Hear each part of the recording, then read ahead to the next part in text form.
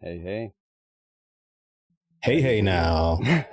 Living the dream, living the dream. Dreaming the life sometimes is what I think.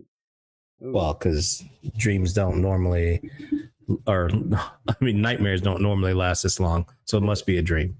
it, that is a fair point, but I think I did You see get Chucky scared, the you other wake day, up. and it's not the The 31st series or the yet. movie?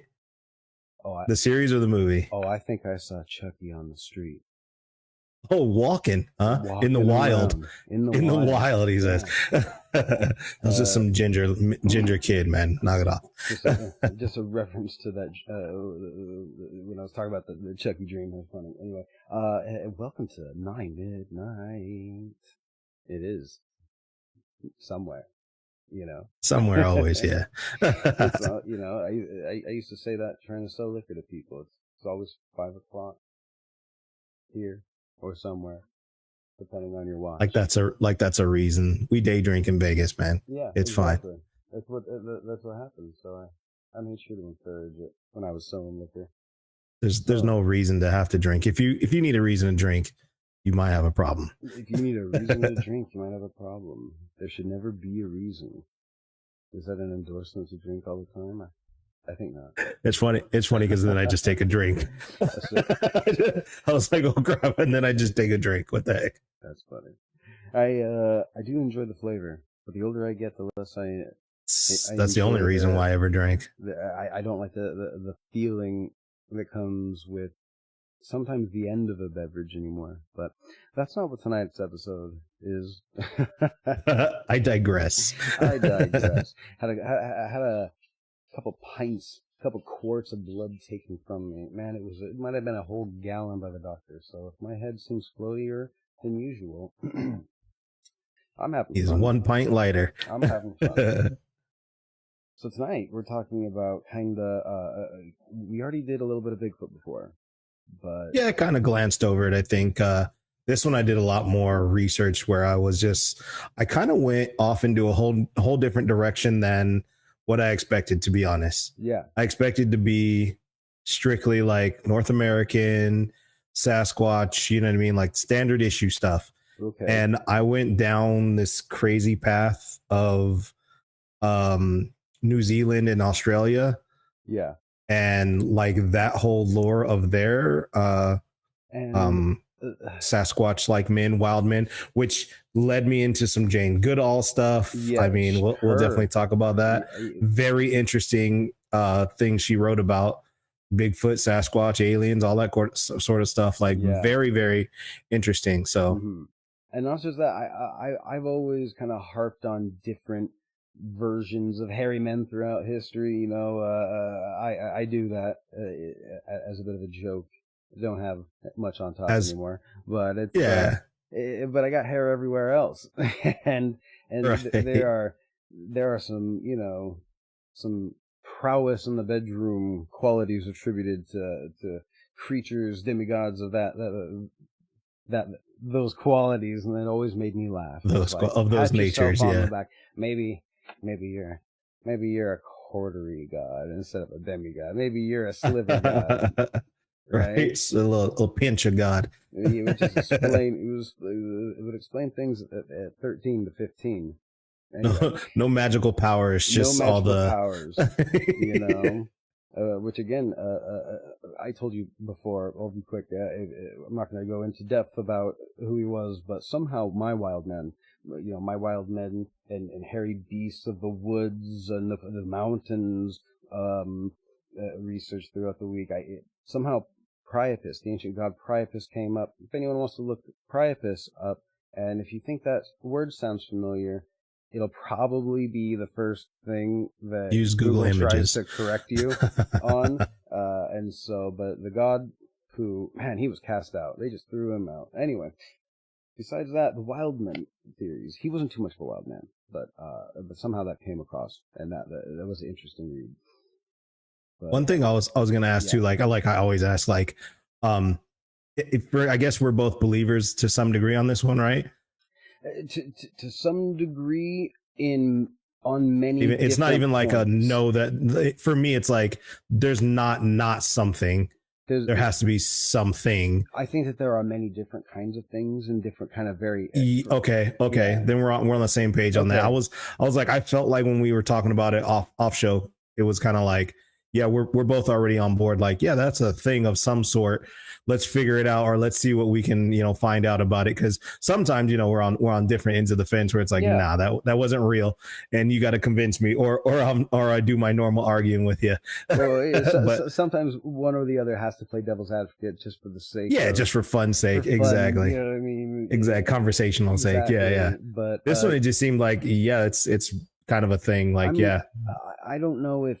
I don't think I believe absolutely every person who has ever had a report about it. Absolutely. I think, yeah, of course. There's some wackadoos out there, but what really makes me laugh? This just came across now, in keeping with, at the very least, it's funny. At the beginning of the show, I was like, maybe we should have like a fake conspiracy be like the theme, but I'll tell you what the theme is. We make movie references here. Yeah.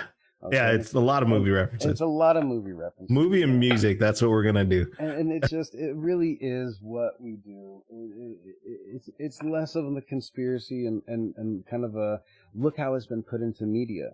It made me think of, again, Spielberg doing a great job and just being kind of true to form when it comes to showing like Joe America and Joe and Jane America, throughout the time. And this is even in Close Encounters of the Third Kind, where it's this scene, Richard Dreyfuss, he's at the table, and it's all about UFOs. Oh, why is the host of the show talking about this right now?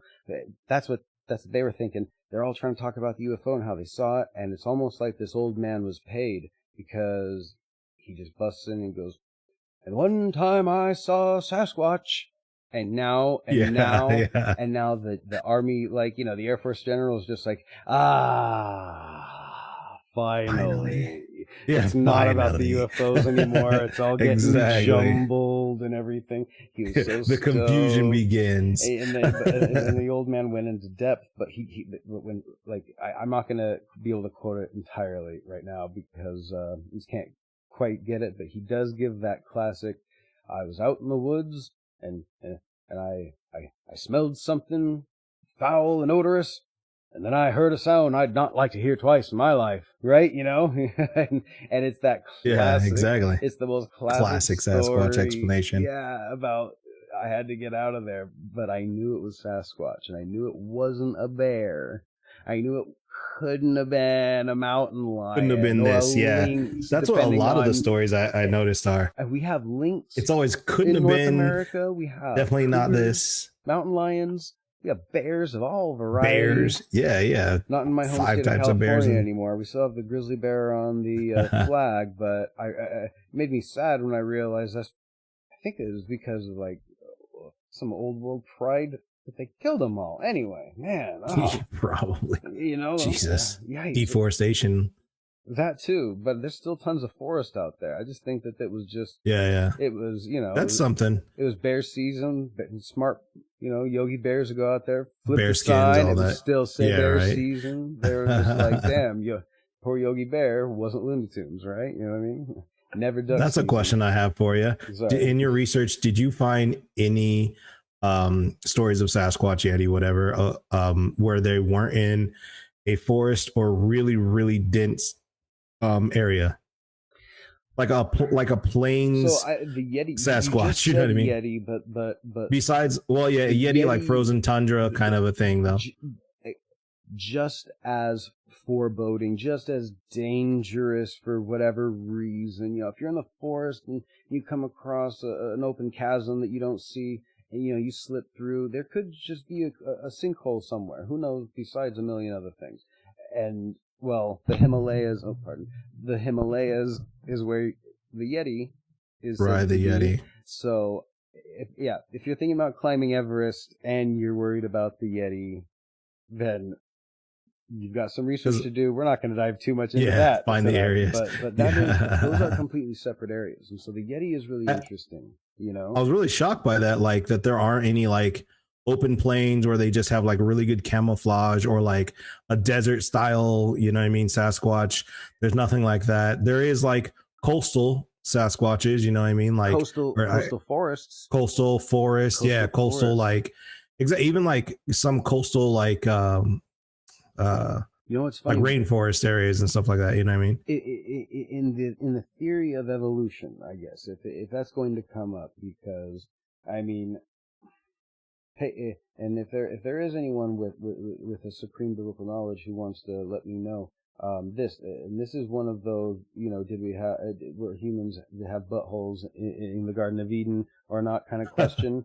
But they won't go on. They wouldn't. There you go, definitive. No need. No need. So then, when Adam was naming all of the animals, he named Sasquatch as well. Like that, is he an animal? No, I think Sasquatch. Well, Sasquatch is an Indian name anyway, so Sasquatch is an Indian name. Yeah, and so so then there's Bigfoot. not. Bigfoot is, you know, I mean, there's. I mean, who knows? Who knows? Well, I look at it like that's telephone game, man. Like exactly. you're trying to figure that out from way back then. Like we probably got all the animal names wrong. You know what I mean? But that was my joke. It was just, you know, like all the animals. So then that's not us, right? You know, that would be an animal. Then is that what the idea? Do you think? Okay, and here's another theory I have about that. We just had the same thought, but go on. Okay, go ahead. Go. No, all right, I'll go. Yeah. So the theory that I came to that I actually am more believable is that the Sasquatch is not an animal. That's kind of where I'm at too. I think like not an animal at all. Just because of, first of all, the elusiveness to me denotes a higher knowledge, like a very, very high level of knowledge to understand your surrounding, how not to be caught, how to be out in these surroundings and never be seen, never be heard, not find any of your dead bodies. You know what I mean? Like none of that stuff is ever found. And that denotes to me that you have a high level of intelligence. So look at like whales, same kind of idea. They whales know exactly. Exactly. Whales, elephants.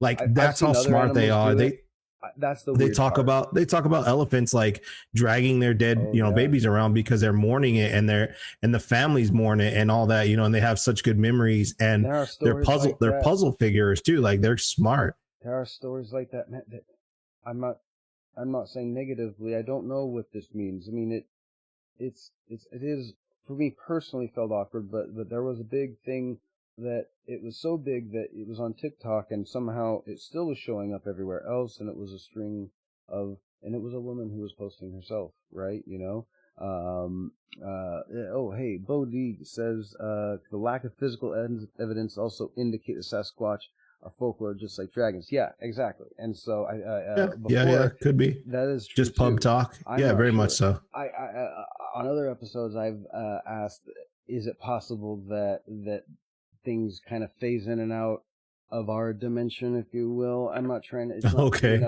You know, no, I mean, people have said this about the Loch Ness Monster. What if it's something that just kind of pops in, pops out?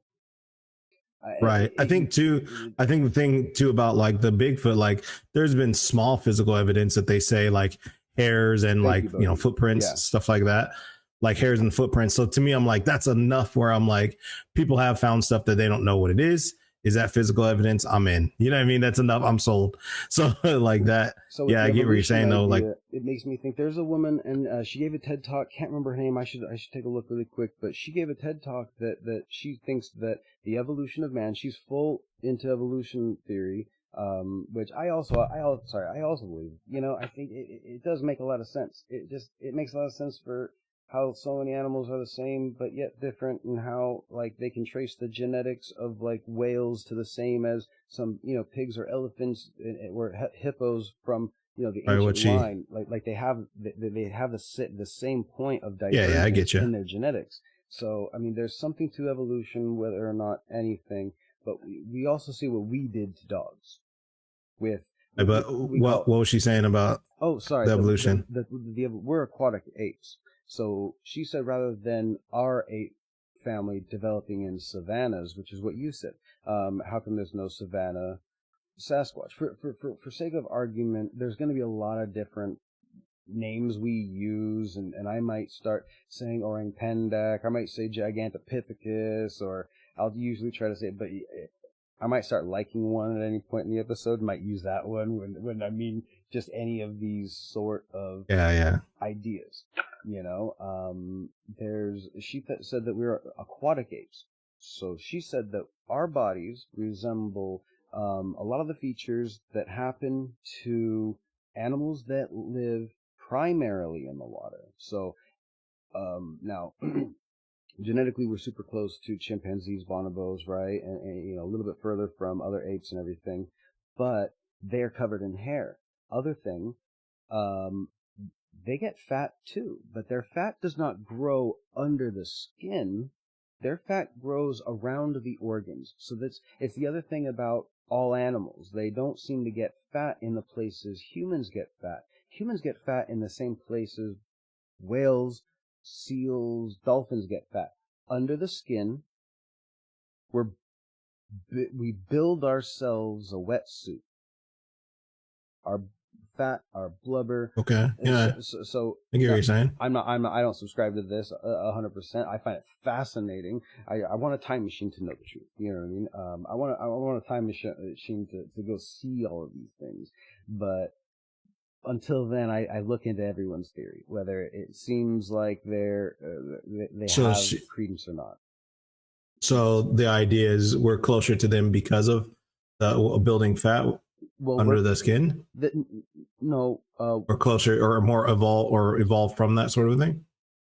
People say that the hominids that we evolved like in plains, like open, like grassy areas. She says we evolved in river, lakey, oceany areas, okay, places where we would be, and also because of our posture, because of our straightness, we're the only ape family thing built to dive.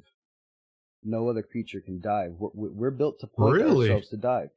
Diving, the ability to dive, even just like the stretching, the way we can stand up straight and pointed, in a diving manner, it suggests diving off of cliffs is an evolutionary trait. Again, I'm not saying she's correct. Yeah, that's a weird one. I'd have to look into that. That's interesting. Look into the only animals that can do certain things that we can do.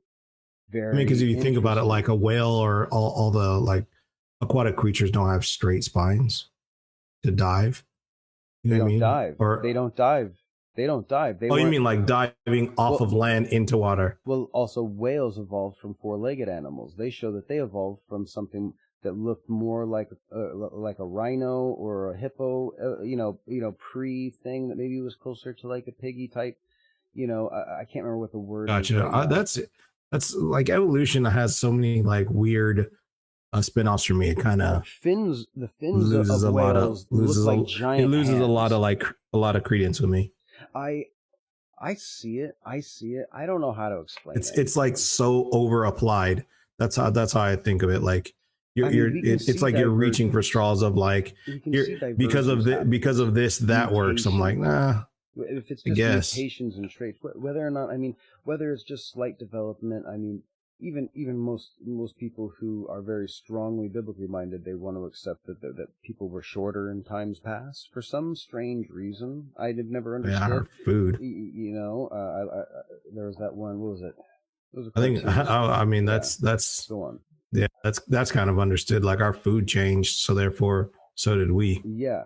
You know what I mean? Changes, climate changes, and I think that she was saying perhaps we were savanna that got flooded, and then we adapted to water. Like a Noah's flood? Who knows? I'm it sounds like a time where we were a bit more animalistically minded.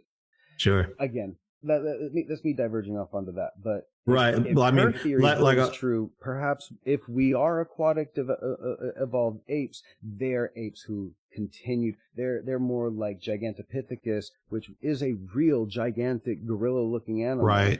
They just found some fossils in 2016. Yes, absolutely. That's in my show notes. 2016 in Indonesia. Yep. Which Indonesia, there were they just found these fossils, like a bunch of them apparently, and it's like almost on the coast because that's where that land bridge was supposed to be between Indonesia and Australia and all that area. Yeah. and that land bridge obviously like got flooded. So they're like saying that maybe they got caught in a flood there and died. That's why there's such a big group of all these fossils. I was thinking, if we were aquatic apes or just apes that do develop a different food in different, biomes, then why wouldn't they, being other kinds of apes that never left the forest, if they weren't, if I don't know, it's just I different guess I don't paths. know. And now again, I'm not, and that's an evolutionary idea. And since I'm not, I'm not a big, I don't have a lot of knowledge as to what the actual theory is. I do myself, I do believe in it to a point, and I also kind of think, who knows at what point anything, because I also think about panspermia. I also don't think that life even started here on this planet. I think that, who knows? I think we Sure. mentioned Injured Cold last week. If we did meet aliens and they looked damn near human, and we found out that humans millions of years ago seeded a lot of planets, and we're one of a couple thousand that made it, right? And Right.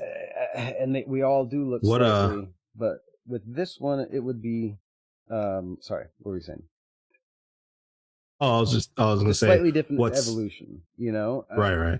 I'll say in the idea of not evolution, but like types like that. And I always get into that. I don't know why I do that when I do my research. Like I'll start looking up types and different like places that Yes. have this. Mm-hmm. And that one thing that made me feel even more so like, man, this is a real thing, is every single continent has a version of this.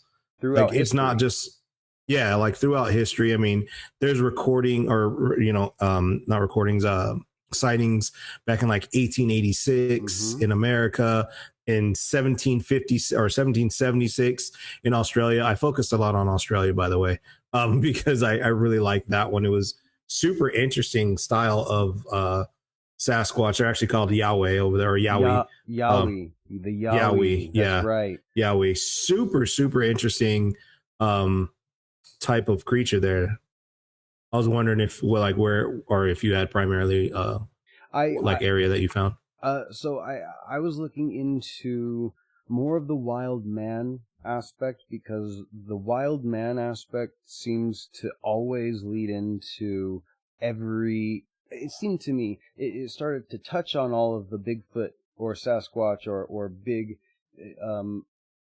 type animal like that version. Looking at wild men thing, it's kind of something that is in the human mind.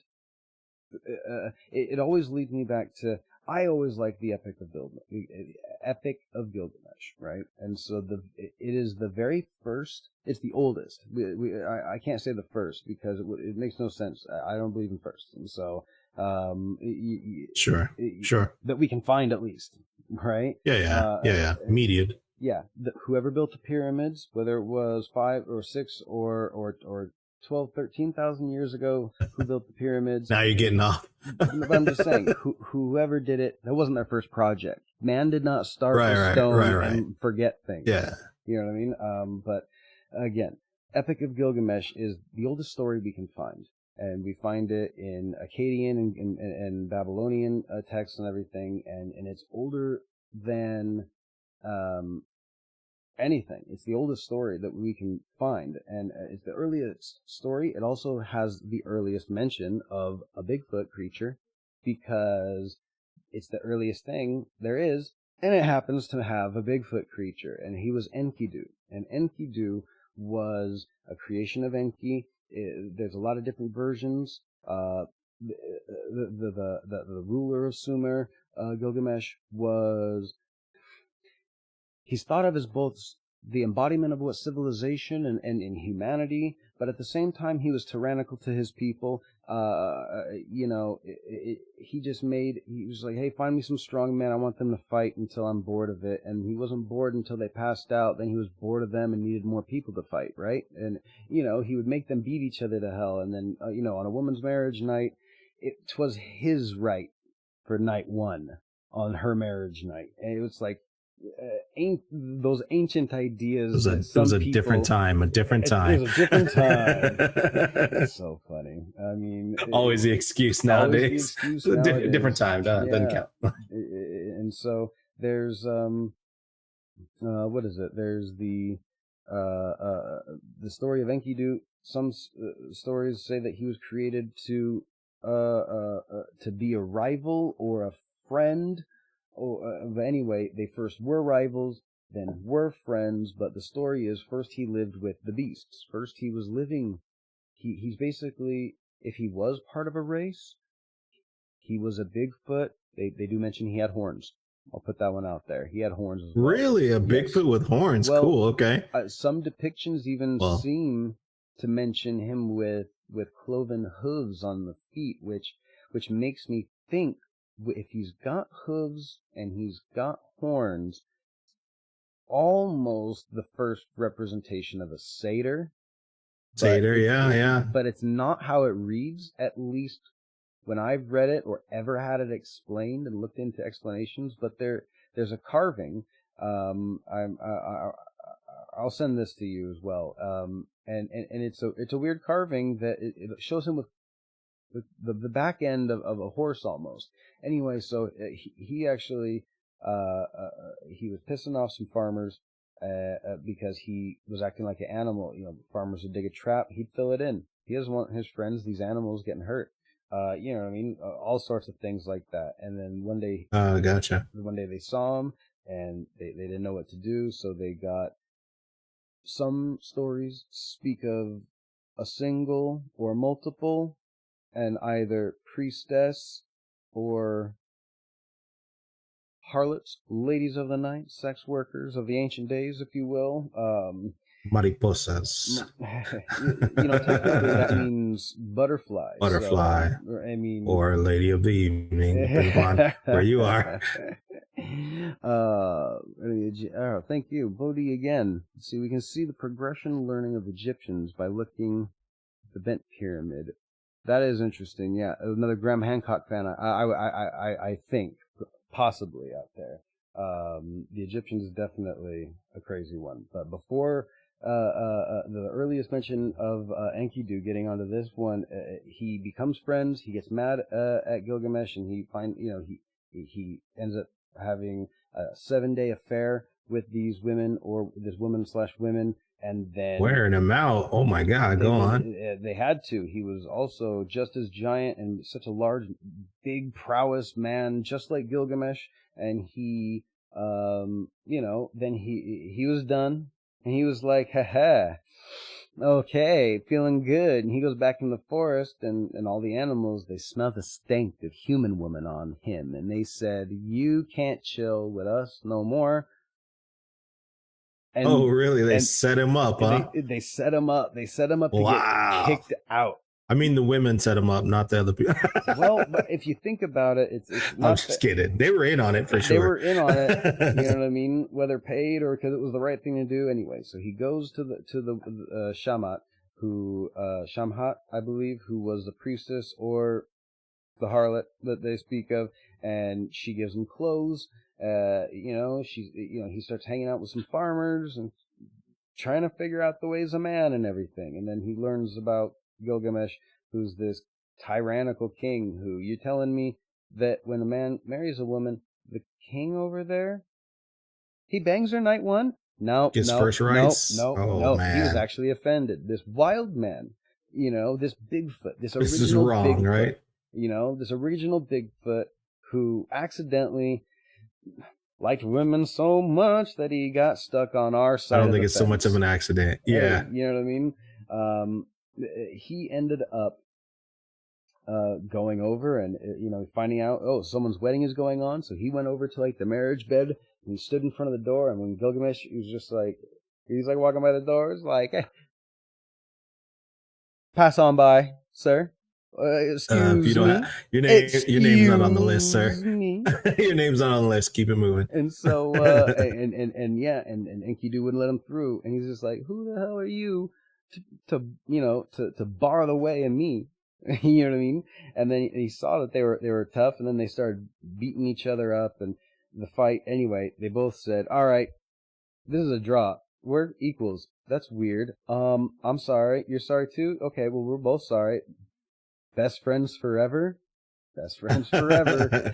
We're besties. And then they realized that, well, now there's two of us super strong men, and somehow this wild man taught me to be more civilized. So now all the people don't think of him as a tyrant. As soon as he's done fighting Enkidu, everyone's just like, yay! Our leader Gilgamesh is coming. He's coming over to the wedding. Oh, how great!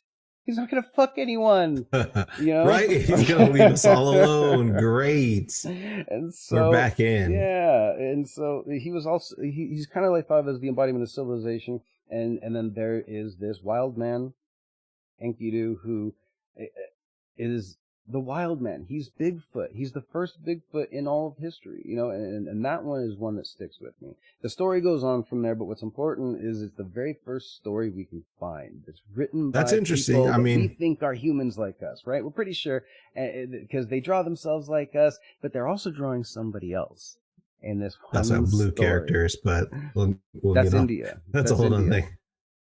Not even Egypt has blue characters in their hieroglyphics. Osiris is a bit green, don't you think? No, I mean, I don't know about Cyrus, but they have like, yeah, I don't know if they have, I'm not specifically talking about him, but in a lot of their hieroglyphics, they have multiple colored people. So makes you wonder. Anyways, yeah, I digress. Hey, maybe no. There's also, I was about to digress. Stay on that one. But I was saying like, that story kind of even sounds like the Chinese wild man. Like they called their Bigfoot is a wild man.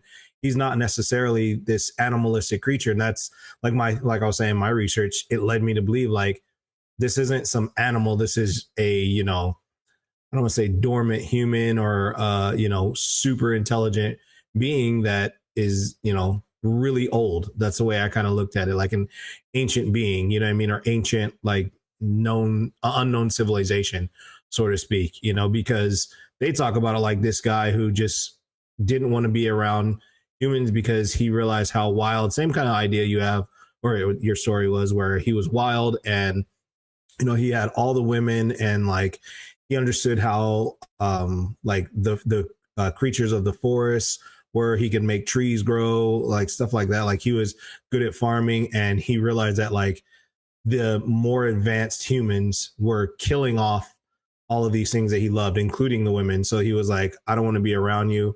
I'm taking me and my friends and we're going up to the mountains. And basically now that's what they are. Like their culture is hidden away from us because they don't want to teach us for fear that we misuse it for, capitalism and greed and everything else. I thought that was a kind of interesting it reminds one me from of Chinese. The Thule a little bit. I mean, honestly, it kind of makes me think about the Thule Society. You know what I mean? They the Nazis had sent expeditions everywhere looking for Atlantis. They went to the Himalayas. They went to Tibet to speak to monks. They went looking for Yetis. They went looking for, if there's a theory, they went looking. Yeah, they went searching for it. Yeah, he was heavy into that. For everything, they wanted to see what was real and how it could be exploited, and that was. I mean, it kind of proves the point. Like that's why they're hidden. You know what I mean? Yeah. Even like Jane Goodall, we were talking about again off air, but Jane Goodall believes in Bigfoot and says basically that there's got to be some form or some idea of it because she believes so much that, within primates, how smart they are, that there has to be this higher level of primate. Like every new level of primate she ever dealt with, there's always a higher, always a smarter, always a next smarter level. So it's like, well, to that degree, like there's got to be this one too. I mean, she doesn't not believe in it. It was kind of interesting to hear someone with a scientific, background to say that. Also, I was looking into like New Zealand and Australia, like I was saying. This is something that I want totally to hear more about Australia. Mind. Honestly, I didn't do too much. I have most of my notes are on Australia. Something in New Zealand, I'll bring that up, that I had no idea. And tell me if you heard this before. And I don't know if this is exactly true. I didn't go down the rabbit hole looking on that one. But New Zealand has no indigenous mammals. Have you heard that before? Zero. New Zealand, yeah, no indigenous I was like, mammals. what? They've got little kiwi birds. They have the birds and lizards. Lizards, yeah. Birds and lizards. That's technically the tuatara is and insects, dinosaur. Obviously. Yeah. We talked about that. They do. Yeah, the tuatara is kind of the last living, but it kind of looks like an iguana. It does have a hyper-developed pineal gland that it kind of sticks out of its forehead. That think what you will about that. That's just a crazy thing to think. Like they didn't have that normal. Now they have pigs and stuff like that. Now they have mammals because New Zealand is Spanish and New Zealand is a sunken continent. Yeah, Zealandia. Straight up sunk underwater. Zealandia. I just thought that was wild that like the iceberg, they brought all those animals there, and then before they had brought the animals there, Moihai. Moihau. That's what it is. Moihau is the Maori version of Sasquatch. Or Bigfoot.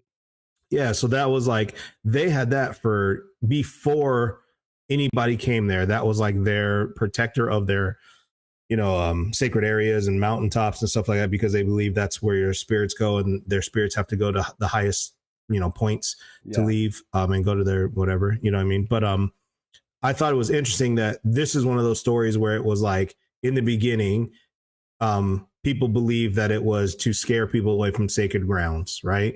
So the Maori would tell the white people, sort of speaking quotations, hey, you can't go up here, go mining, because that's what was happening. You can't go up there, mine, because this is our sacred area. Then they were like, F you, we're going to do what we want.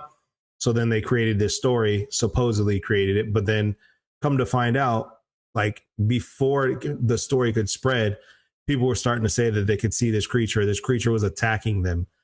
Really? And so they so like that's why there's not as much mining there, because this creature would protect this area so violently that they are like, either it's a man who's crazed or it's actually a thing. And I was thinking, man, that's funny, because if you look at like, a New Zealand or a Maori person, like they're not small, you know what I'm saying? There are big individuals. They're so it's like Polynesians. Yeah. Even it's like, how funny would that be if it's just a hairy Maori warrior, you know what I mean? Like, and he's just out there destroying people. About all hominids, all creatures that are shaped like us, mammals, ape-like creatures, humans and gorillas and everything. We migrate. We go into different places. I mean, we travel. Yeah, for sure. Maori at all. I mean, they're a great example of just as a people. The Polynesians started over in the one cluster of islands, go all the way everywhere and spread. I mean, for sure. And that's the ocean. We as humans. It's crazy. They weren't like conquerors either. They were just adventurers. I mean? They would just go places because the fruit's good there. You know what I mean? Like a lot of times there was no fruit. A lot of times there's only. Well, that's the thing. Like they just go. They go there for like. Hawaii's they go there to like bring. Yeah, exactly. They brought plants. Bring life and plants and stuff. Rock.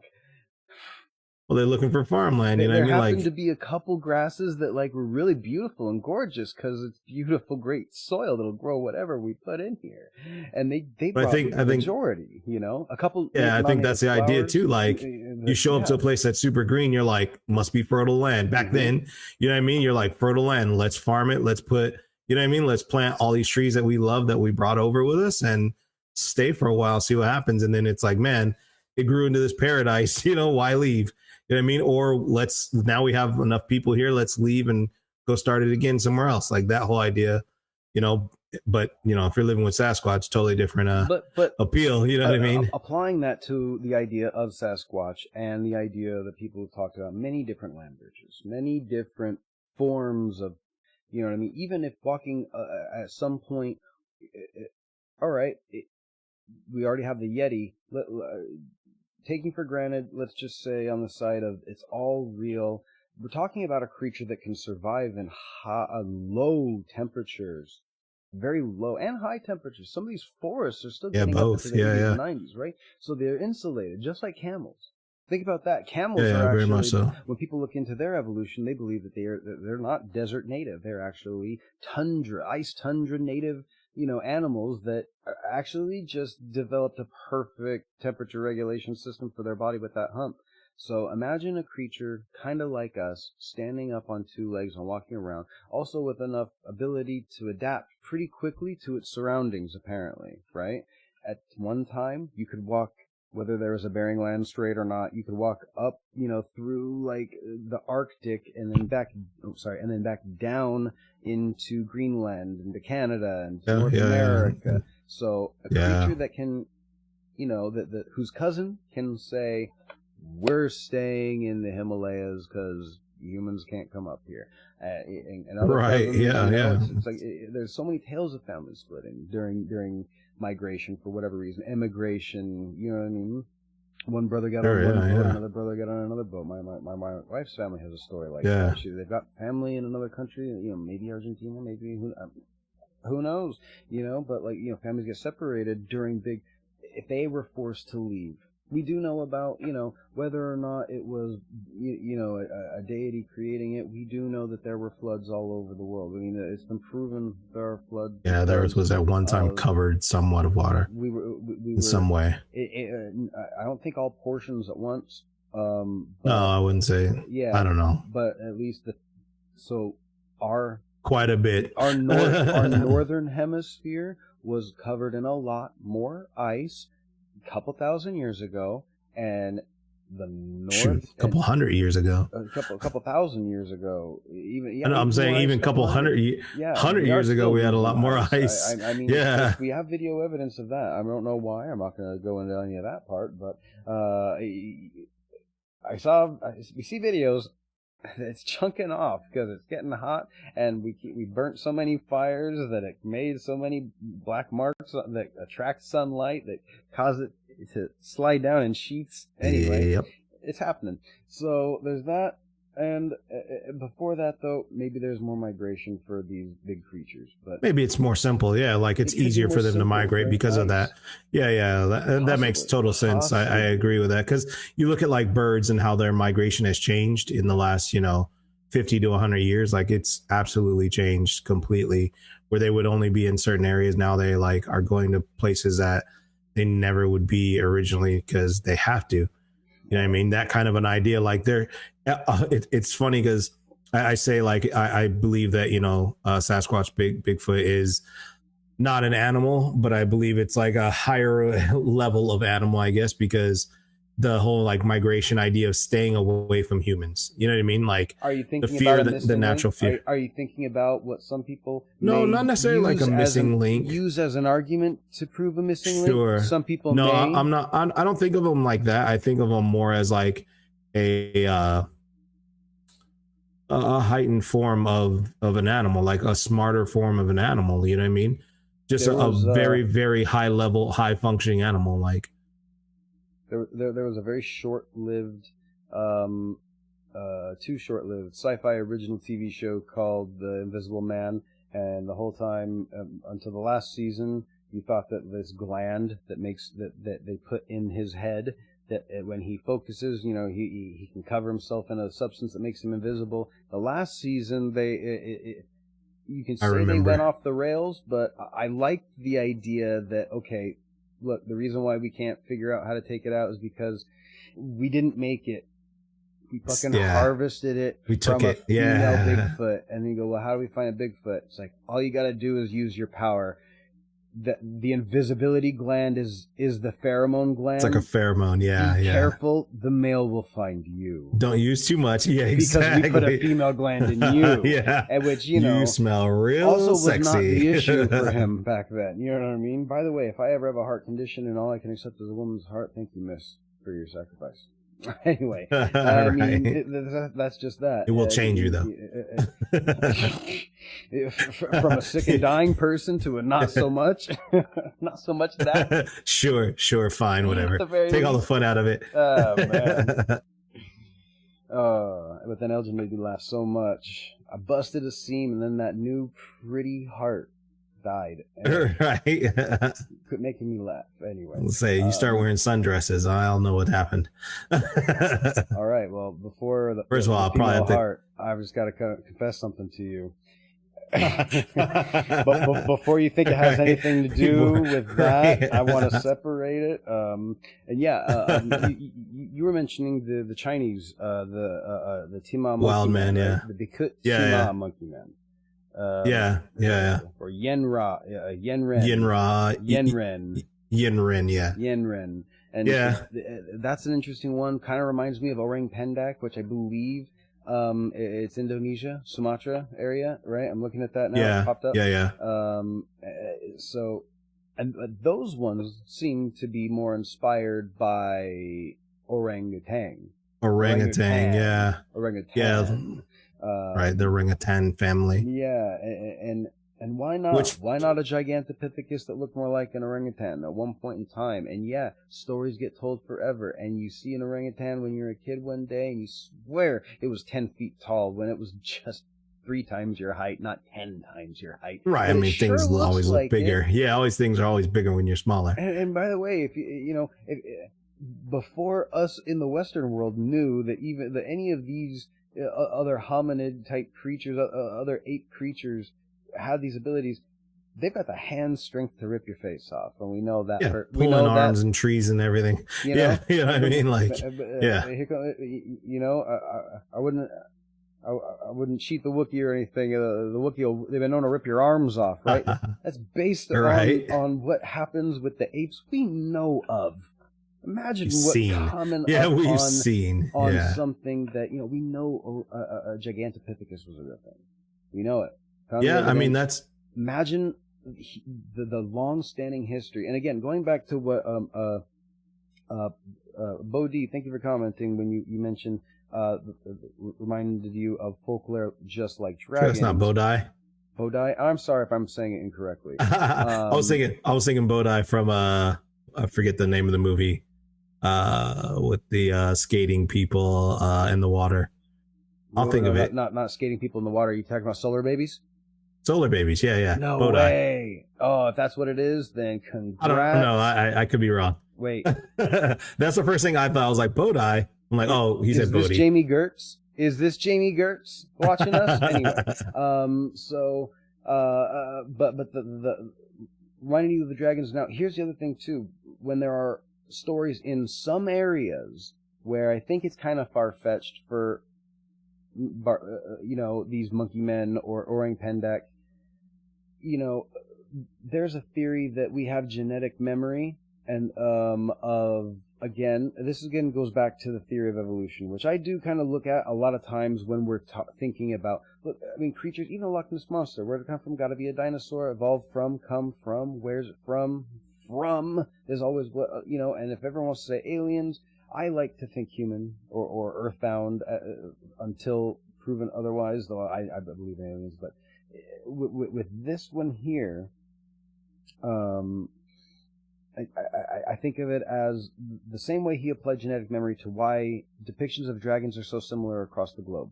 He says that when we were smaller creatures, we were attacked by birds, we were attacked by larger lizards, and we were attacked by cat-like creatures. When you put those 3 creatures together, you get variations of dragons, and that is our memory. We remember claws, we remember talons, flight, predatory animals. I think we talked about that. Yeah, and so a couple episodes ago. Yeah, maybe we remember.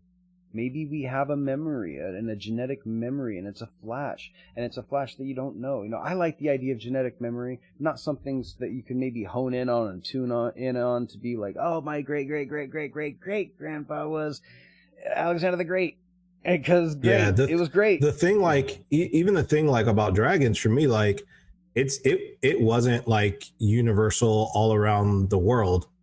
You know what I mean? That was not all around the world. You know what I mean? That wasn't in Australia. That wasn't in a lot of North America. They do have a giant snake, though. They do have a giant snake. I know, but not the idea of dragon, like a dragony idea. Like they have a type kind of, you know what I mean? Like it's sort of relatable too, but not dragony. Like dragony was Asian, you know what I mean? northern Europe. You know what I mean? Like they had a lot of that up there. Even some southern Europe has some dragons in And it. South America, You know what I mean? And yeah, and parts of South America, like the very edges, you know, the east coast of it. But I think like because the story of Sasquatch is completely universal, yes, it's more believable to me. And I say universal as in like not universal, I should say more built around every single continent has something that has this story about this creature is leads me to believe that either, you know, there's a version of what we're talking about or it's real. It's got to be one of the two. You know what I mean? absolutely. Whereas it's like with a dragon or with, you know, even aliens and stuff like that, it's like you can't even go like, oh, it's a version of. It's like, well, no, not everybody even thought of that. Not even talked about it in pubs and bars and stuff. Like the stories never reached here. You know what I mean? Yeah. So it never even. Not that it never happened. It's just it's more even more folklore, like they were saying in the comment. Like there is so much more or so much less folklore, more like it's got to be something to it because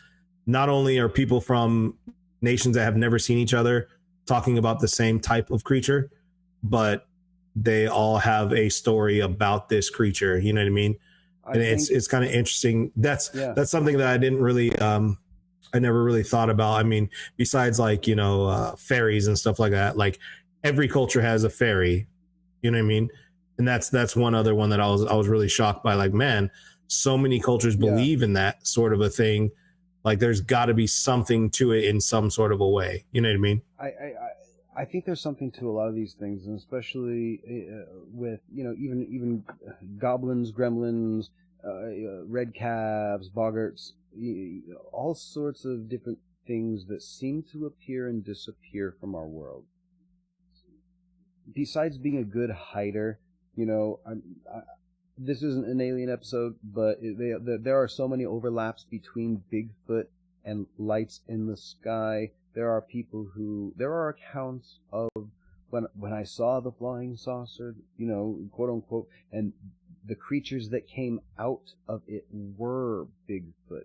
People who have seen Bigfoot walk into a shimmer and disappear in the forest as if creating. It's one of the stories I actually read. And those are the ones. There's a man in the this was a case from, and this was a little creature. There's a little creature, but the example is like that of a small Sasquatch from the triangle up in the Northwest Territory of America. What's it called? The Bridgewater Triangle. I don't know if you've heard about the Bridgewater Triangle. There's a documentary out there which touches on it.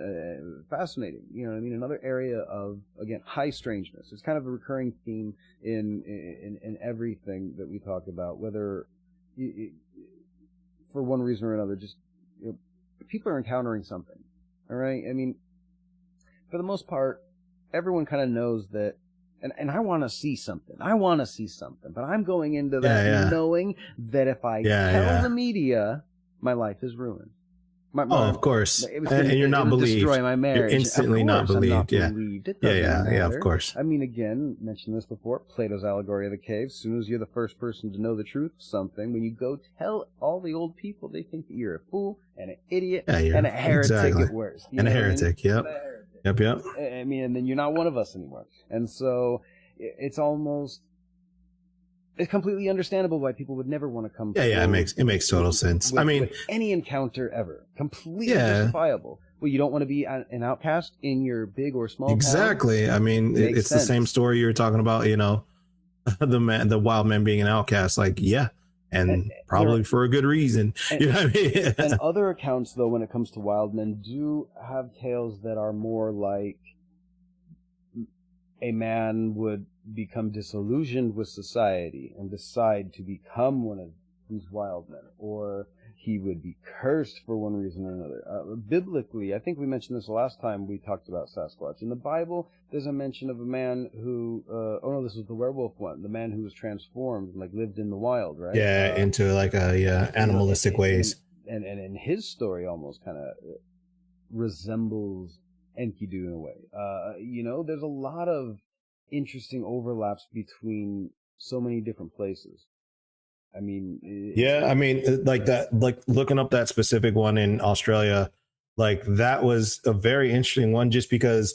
So, like in America, or should I say North America, there's a lot more like 8 foot, 7, 8 foot high Sasquatch, Bigfoot. There's one in Louisiana. I forget what it's called. It's Swamp Man, something like that. Something to that effect. The Muddy River Beast or Muddy River, Muddy yeah, River, that's right? it. Yeah, Muddy River, yeah. I didn't look too Muddy much River into Man that or one. something like that. The Muddy River. It's super short. I found like a couple little accounts, nothing really I could go deep into like this one. But technically, that movie, the event at Muddy River, is the first Bigfoot movie. Yeah. But like looking into this one, like they had so many details, and I'm like, Jesus, like these people, they're like, I thought of like, up in Washington, how they have Squatch hunters, you know what I mean? And like, I'm subscribed to a couple of their web pages and Instagram stuff, because I'm like, man, I would love to have a desert, Sasquatch. That's cool. It's a neat idea. But like this Yowie one, like the Yowie, he can be anywhere from 7 to 12 foot tall. Yeah. Right. Can climb a tree, which scary to think anyway. Like the trees out there, hundreds of feet tall. So he could climb up a tree faster than anybody else. They also have superhuman speed. So superhuman speed. Are we talking flash or just like cheetah? We're talking like whoa fast, like cheetah fast. Yeah. Cheetah's fast, but still for humanoid that's 12 foot tall. That's ridiculous. I don't want them to be like. I want no part of that. I don't want. No, not like a blur. No, not that bad. But like they have one or two videos on YouTube. Sorry, you can watch some of them. Right, I love that's my ringtone, by the way. It is, isn't it? I forgot. Yeah, but they have like videos on YouTube, the ones you can look up, like where a couple people have like tried to film them, and it's not like the what's that guy's name, Zapruder, right? The Zapruder film, the Zapruder. Yeah, it's not like the Zapruder or the other guys where it's like this like loafing. I don't remember. Sounds right, but where it's like this loafing ape-like, slow, lumbering kind of creature. This thing is like hauling ass, busting through trees. Like when it's found or when it's caught, like it always like books it and destroys the trees on the way out. Like every story in Australia is like that.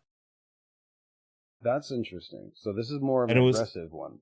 It's like skittish. That's what I have written in my notes. So not aggressive unless like backed into a corner or like you run up on it and scare it, then it's gonna attack you. And like there's been accounts where people were driving cars and the cars just got flipped because it like they were driving off road and shouldn't have been there. They're out in the bush, as they call it. And a Yowie saw him and was like, nope, you're not supposed to be here. Flips the car over and they don't know what happened. And everybody says the same accounts of like smelling burning wire, like the insulation on wire, the smells that are or sulfur. It's always the smells. That's super interesting to me too, because as humans, we equate things kind of to a lot of animalistic things, but like that idea of you smell them before you see them is more frightening to me for a large creature like that. You know what I mean? Because you think about it like an elephant. An elephant could sneak up on you and you never know. You know what I mean? Smell wise, sound wise, they're great. Yeah, the pads of their feet are super soft. You would think they'd be concrete hard. They're not. You know what I mean? They got to support that weight. Imagine our problems. Right. We buy shoes. Tons. All right.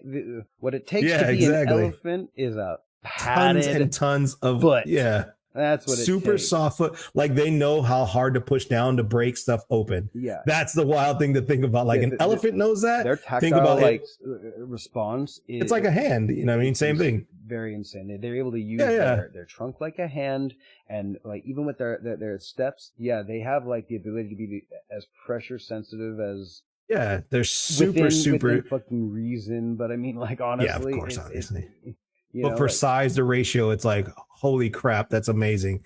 You know what I mean? These 7 to 12 foot creatures, colored like an orangutan sometimes what like a dirty white color, they say.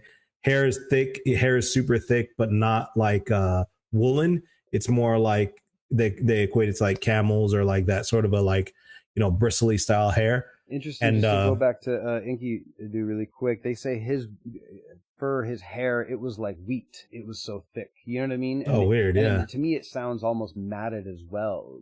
Thinking about yeah, stalk to tip and curled at the end is in a way almost reminiscent of the Sumerian beers. Sorry if I sidetracked you. Go on, but yeah, no, not at all. But I think it's like this is like a common thread, like the way the hair appears. It's something that even people who have tried to falsely claim to have found something, they'll find hair that is it. Right. And it looks like you picked that out of a broom, son. And sometimes, right, exactly. Yeah, super thick follicles and all that. You gotta imagine, what are whiskers? It's not out of the realm of possibility for giant hair. You know what I mean? Like my dog's whisker, like he was playing with me one day, and he got his whisker like caught on something, and it ripped out, and like I was like, oh no, like he had like a moment, but his whisker is like 20 times thicker than any hair I've ever seen on anything. You know what I mean? Yeah. Well, like even like you've heard that, like, well, the slang word dude, you know what that really is? Elephant's butt hair. Elephant butt hair or tail hair. And like that is like the thickest hair on earth. Like that stuff is crazy, but they use it to whip off flies. So it makes sense. You know what I mean? How thick they are. It's kind of wild to see like how thick a piece of hair can be. They make bracelets out of elephant tail hair. When you're like, well, when I was in Africa, they did. Made of the same thing our hair It's the same keratin. Yeah, it's all keratin. Yeah, rhino's horn, people used to think was a bone or ivory, but it's not. It's a giant nail. It's a keratin. It's a nail. It almost makes it kind of gross. In a way. It's got it's interesting because it's got like rings to it too. Yeah. Like when we were where I was over in Africa, like, and they were showing well out in like the markets and stuff. When you look at like the horns that they cut, there's rings. It's like your nails. Like that's why your nails have like those little ridges and stuff to them, because that's like a lines of a tree. You know what I mean? They grow out and build up on top of each other. That was kind of cool. That's also what they were talking about, like with this creature in Australia, like them growing. That they would like see. They would go to one area, right, and kind of like not hunt, but they would go up in that area and try to find them. And then like 2 years later, they would find like markings on the tree, like of the Yowie trying to show how tall he's grown. So you know how bears scratch trees and stuff like that and leave hair behind to show other bears like, hey, this is how big I am. That same kind of an idea. Yeah. I thought that was awesome, where it's like you're trying to intimidate people even as an animal to be like, stay away from me. I'm getting bigger every year. You know what I mean? Like I'm already bigger than you. I'm faster than you. You might as well stay away. I thought that was super, super cool to see.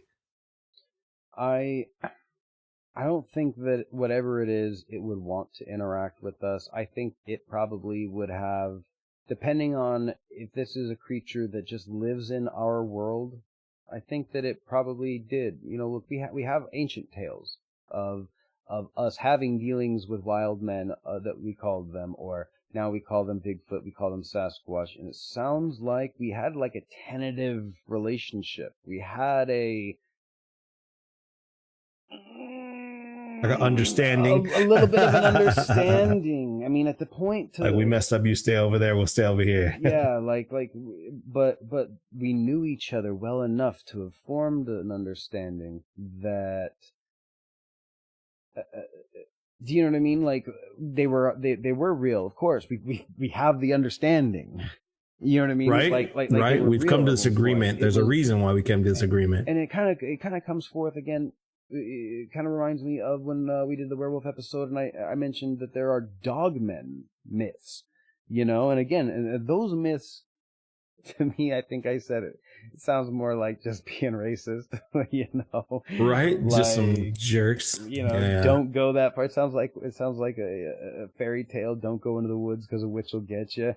Don't go sailing in that direction because they're dogmen over there. You know what I mean? Like it's just like xenophobia. Personified and drawing dog heads on people.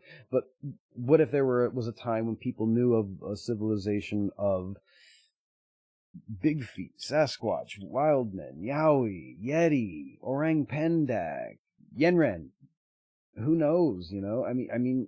Yeah, I mean, it'd be an interesting concept to think like, okay, this culture of not necessarily animals, but of creatures that were like, you know what, they lived with us for long enough where they're like, we don't want to be around you people no more. Yeah. You know what I mean? They would have had a dealing with us. We probably did that human thing of going back on our word, and it was probably too much for us. I mean, yep. And this is one thing that at least spans. Oh, we hate each other. Yeah, we hate each other. Why wouldn't we hate you? You're bigger than us. You're stronger than us. Probably have a bigger dick. Anyway, I'm just saying, you know. I mean, just again, leave that out there.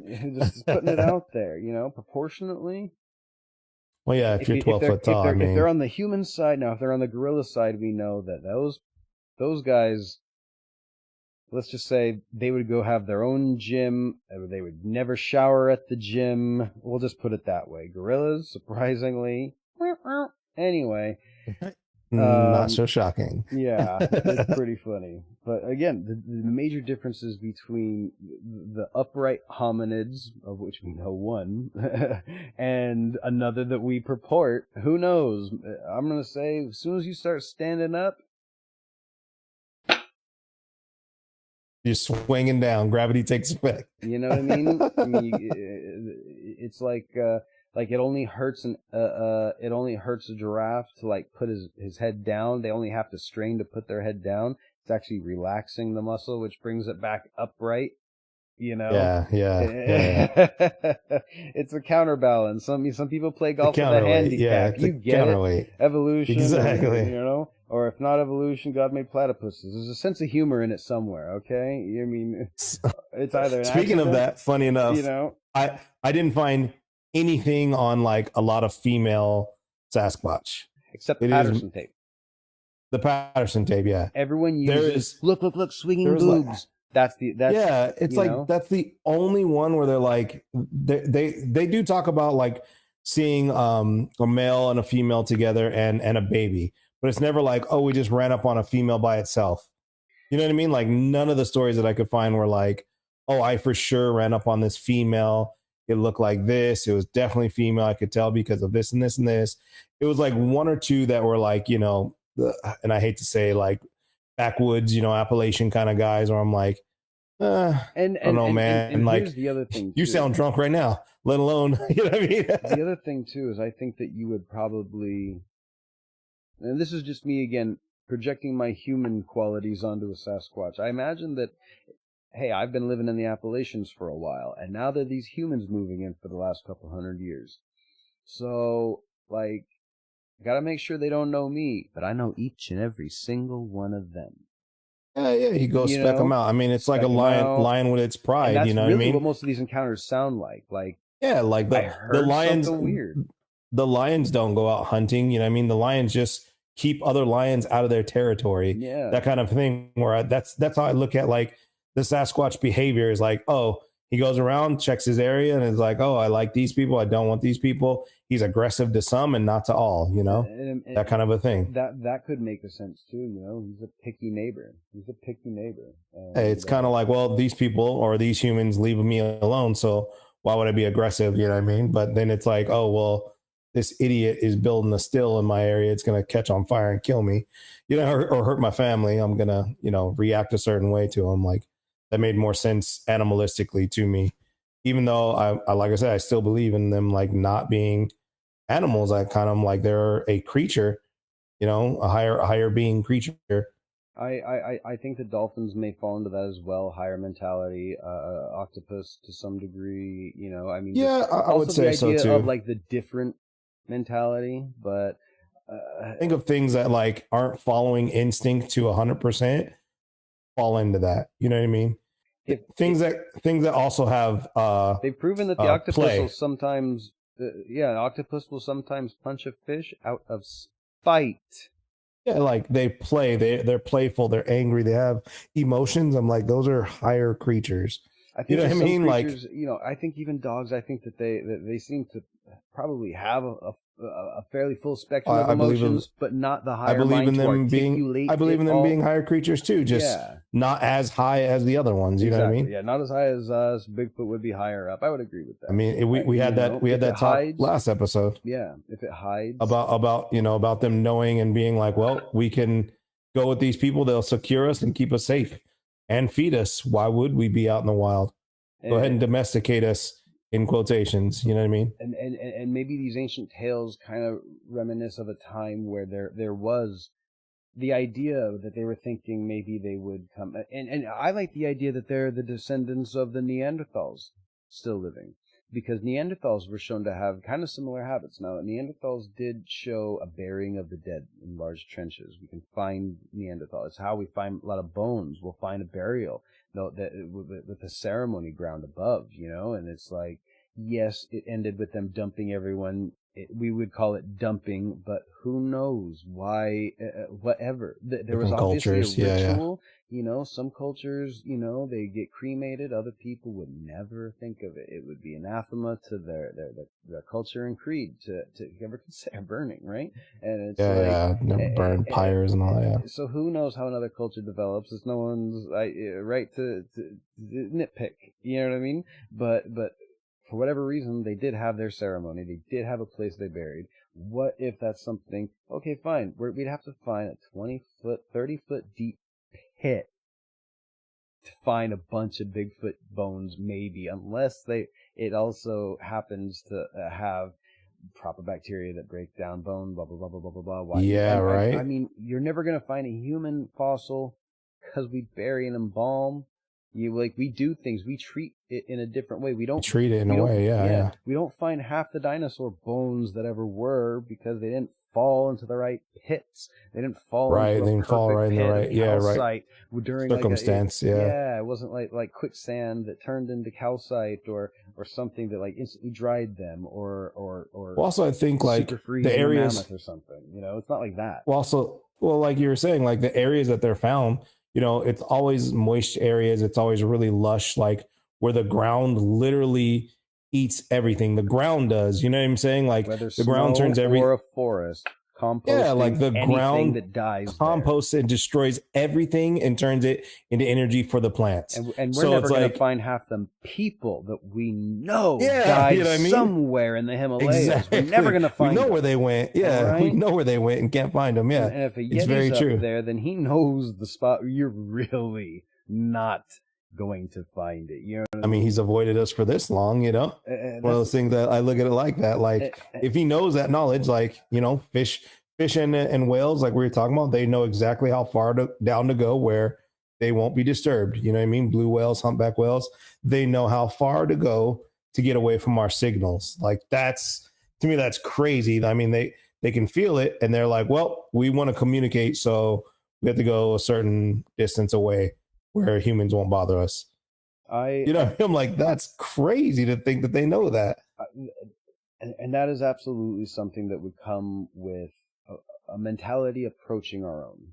I'm not saying that they're going to have their own microcircuitry. I'm not saying they're hiding, like Gorilla Grodd, or anything. It's like, in DC, they have like the Gorilla City of the super intelligent, gorillas and stuff. And it's like, I don't think it's like that. I don't think that they're what. Okay, here's a funny one. Remember the completely white Yeti man from that not too long ago?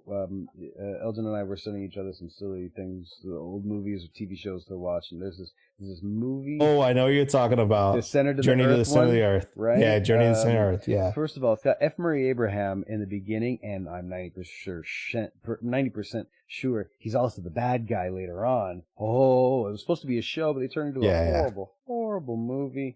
Well, they had to condense it. Made for TV, so instant. He was like a Yeti man who, he was, putting on his clothes, taking off his clothes to gear down. When everyone else is gearing up with their guns, he's getting naked. They're going, whoa, whoa, whoa, whoa. You just be talking. He goes, you gear up, I gear down. It was time to hunt. And so he went into beast mode, where he took off like, hey, you're looking like priestly robes. Anyway, it's like that. That again makes me think of like the Thule, the power source from Richard Byrd, Atlantis, Center of the Earth type stuff. I mean, so many of these concepts start overlapping because that also has its own overlaps with UFOs. So these things that have these Venn diagrams that are so mixed up, it sometimes makes me think about that interdimensional thing I was talking about. This is a little bit more of a wiggity thing. Think about, the idea of colliding dimensions, the ones that are close enough, Did like our own. Sometimes, something can pass through, pop in, pop out. Maybe it's only visible for a moment. Maybe they can't see us. Maybe they're here right now and we can't see them until a certain shade of the moon on a certain day at a certain place. And it's one of those. Again, I think I mentioned this on the last episode. I can only see between a very short spectrum of what could be light. Maybe I don't see in the infrared at all. I don't see in the ultraviolet. I hope I do. You know what I mean? That would explain what I think are. I'm joking. It's a stupid joke. Anyway, it would be great, but we see between red and indigo, kind of indigo, right? Indigo's getting into that ultraviolet, where it's like what we call indigo is like that edge. We don't see one side or the other. One of the ones I was reading was talking about that, like their camouflage. Either in this guy, he's kind of an alien believer too. He believes in like Sasquatch being real and them being interdimensional beings. Yeah. So not necessarily that they're camouflage, but when you see them, they can just flash full time in space and bang, they're in another dimension. So and the what I mean, that's also why they're larger beings, because gravity in their area or the same less. Idea, slightly less. Yeah, that's why they're able to be huge and muscular, because they're not weighed down by the same idea of gravity that we have. You know what I mean?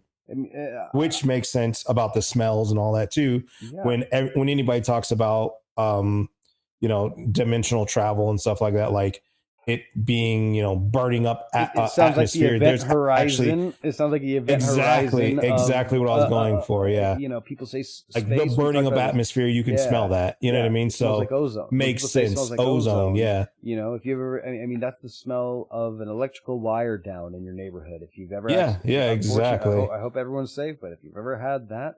And if it sounded like and you thought, is there a machine gun war down the street? And you see a fallen power line starting a fire, and you smell ozone.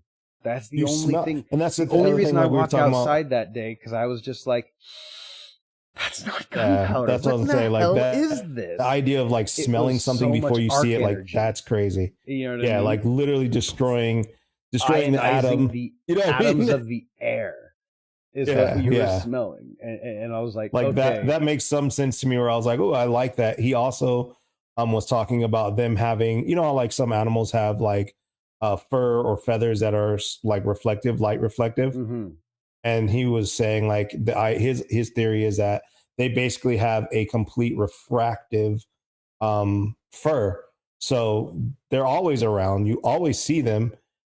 But because they're light-footed, even though they're big, they're kind of like elephants, light-footed.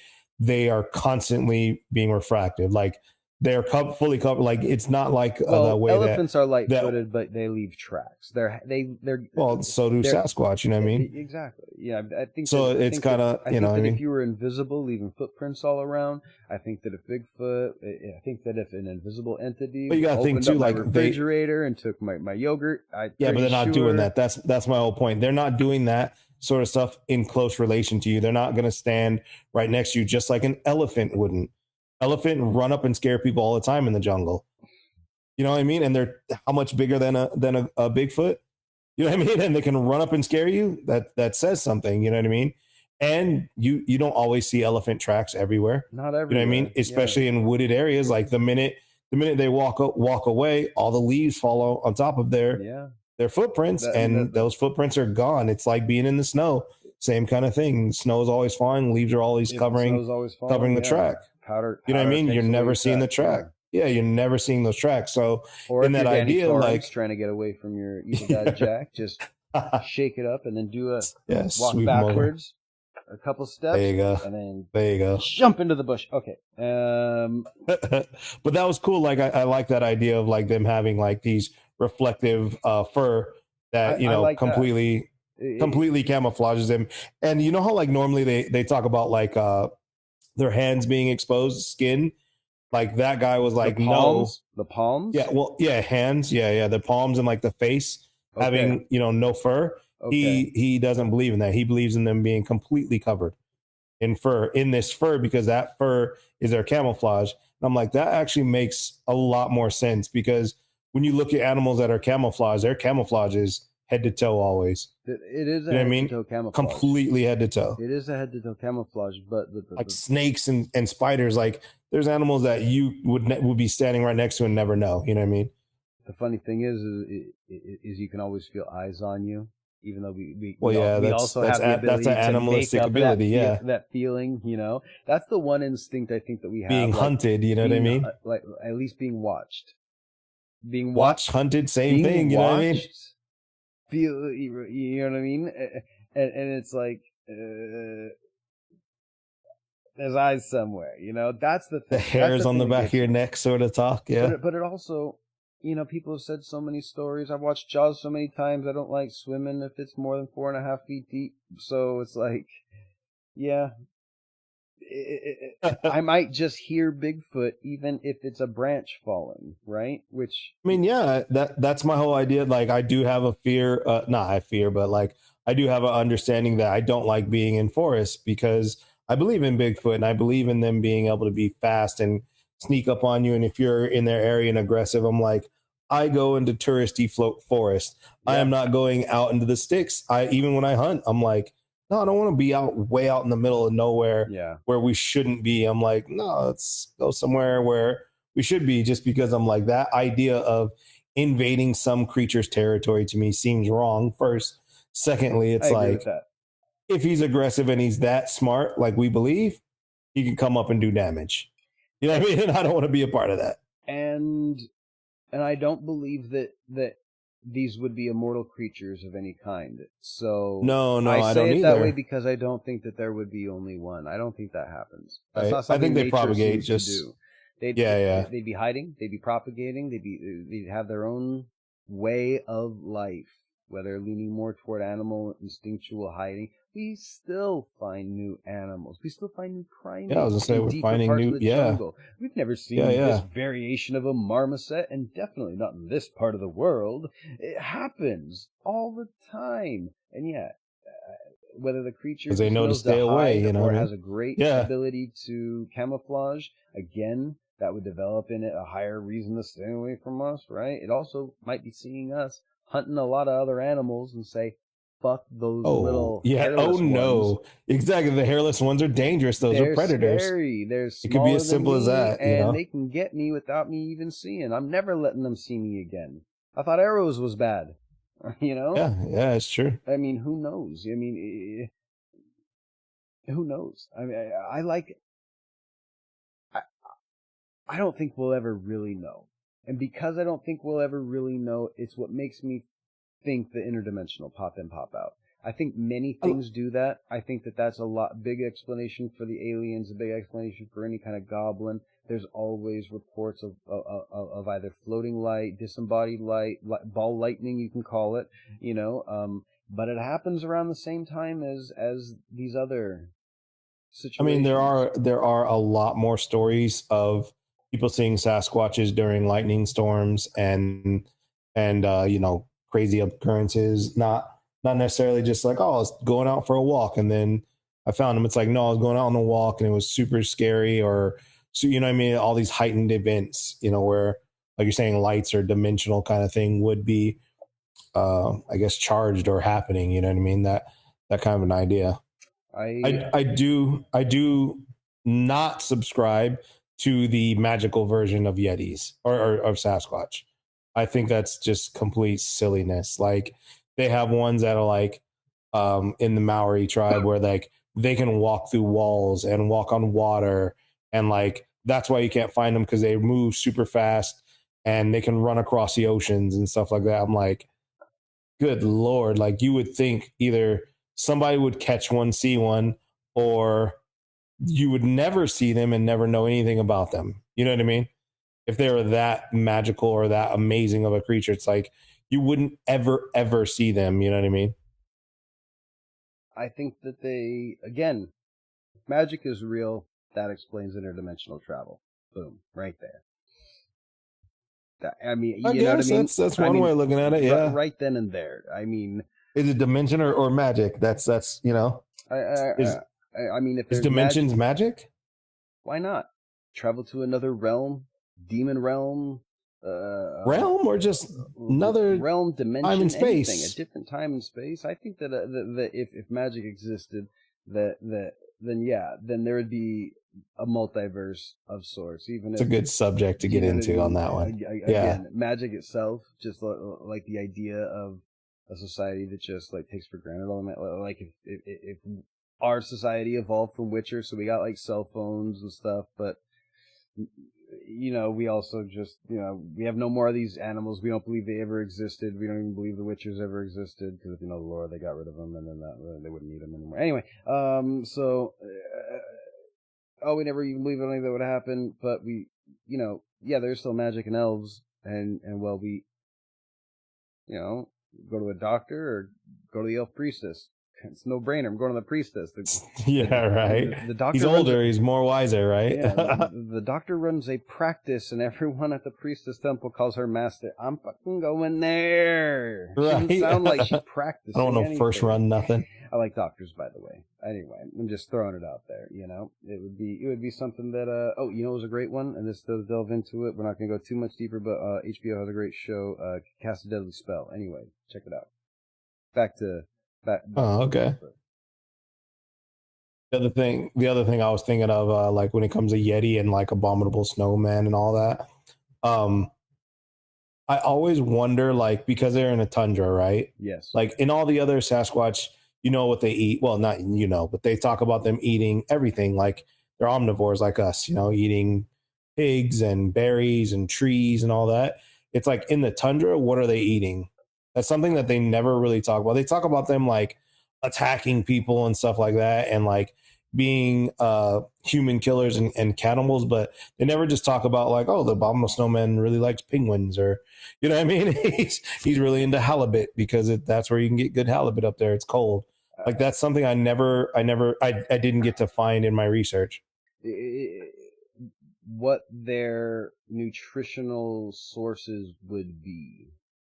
Yeah, because you got to think like a frozen tundra is like a desert. Essentially, it's just a cold desert. Nothing there, It's ultimate desolation. So what are you eating? You're not going out. Excuse me, I got the hiccups. You're not going out foraging for berries or digging up flora and fauna or something like that. Eating roots. Like everything is frozen unless you're able to swim underwater and grab a seal, whale, fish, plankton. You know what I mean? Like whatever, it's all in the water. Plankton, even. Imagine Bigfoot with. I just threw everything out with gills. You know what I mean? Many different anthropoid men type creatures, men, women. You know what I mean? Throughout history, it's the hairy men of the woods, of the wilds, the one who loves the creatures.